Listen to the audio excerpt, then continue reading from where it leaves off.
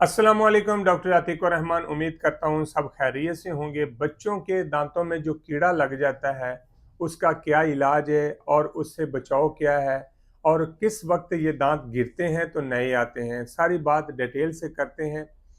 सबसे पहले तो हाइजीन अच्छी तरीके किया करें दांतों की, और ताकि दांत आपके हेल्दी रहें। और अब बात करते हैं कि बच्चों के दांतों में कीड़ा जो लगता है वो क्यों लगता है, उसकी सेफ्टी क्या है। आपने जब बच्चे के दांत निकलते हैं 10 मंथ या 12 मंथ के बाद दांत निकलने शुरू हो जाते हैं, उस वक्त पेरेंट्स जो होते हैं ये बच्चे के एक एक दांत को टिश्यू या मलमल कपड़ा लेके उसके साथ नीट किया करें। ये एक जिम्मेदारी होती है माँ बाप की। बच्चों को तो अक्सर पता नहीं होता किसी चीज का। 6 साल तक ये अमल होना चाहिए। 6 साल के बाद बच्चे के दांत टूटने शुरू हो जाते हैं, गिरने शुरू हो जाते हैं, मिल्की टीथ। उससे पहले जो है दांत बच्चे के खराब हो जाते हैं। इसमें साइड इफेक्ट भी आ सकते हैं, ये याद रख लें कि बच्चे के 4-5 साल के एज में दांत आ जाते हैं, मिल्की टीथ।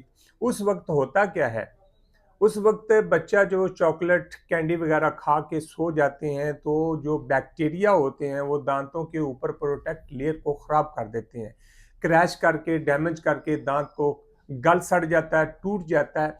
उससे अगर तो रूट के अंदर रेशा बन गया यानी पस बन गई है तो आने वाले जो दांत होते हैं परमानेंट, उनको अगर पस टच हो जाए उनकी ग्रोथिंग के दौरान मसला बन सकता है। या तो दांत जल्दी बाहर नहीं आएगा, परमानेंट दांत बाहर शिफ्ट नहीं होएगा, या वो अंदर ही अंदर खत्म हो जाएगा, वेस्ट हो जाएगा। इससे दांत अक्सर देखा गया है कि दांत बाहर नहीं आते, तो वो फिर डॉक्टर के पास भागते हैं, दौड़ते हैं, लो जी हमारे बच्चे की 10 साल एज होगी, 8 साल एज होगी तो दांत नए नहीं आ रहे, ये एक नया नहीं आ रहा या दो नहीं आ रहे।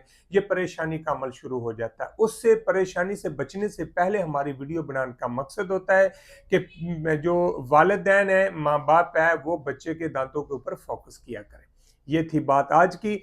अगर आप चाहते हैं कि हमारे बच्चे के दांत बिल्कुल हेल्दी रहें तो उनको साफ टिश्यू वाला टिश्यू ले लें या कपड़ा ले लें, उसके साथ एक एक दांत को, अगर बच्चे को आदत दी है 2 साल के बाद या 1.5 साल के बाद, तो बच्चे के ब्रशिंग की आदत दें, मसवाक की दें। अगर बच्चा देखो कि सही नहीं करता तो खुद करें।